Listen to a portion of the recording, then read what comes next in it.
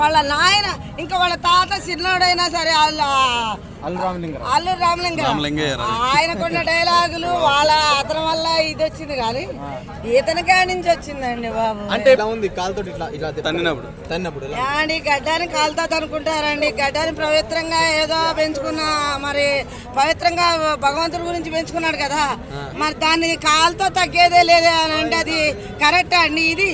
ఇది కరెక్ట్ కాదు. భార్యని విలువిస్తున్నాడు కదా మరి సినిమాలో చూసి. భార్యని ఇలివీయటం అనేది అని అంటే భార్యకి ఇలివిపోతే ఇలివిచ్చినట్టు నటించటం అండి. భర్తకి విలువ లేదని ఎవరు అనరండి.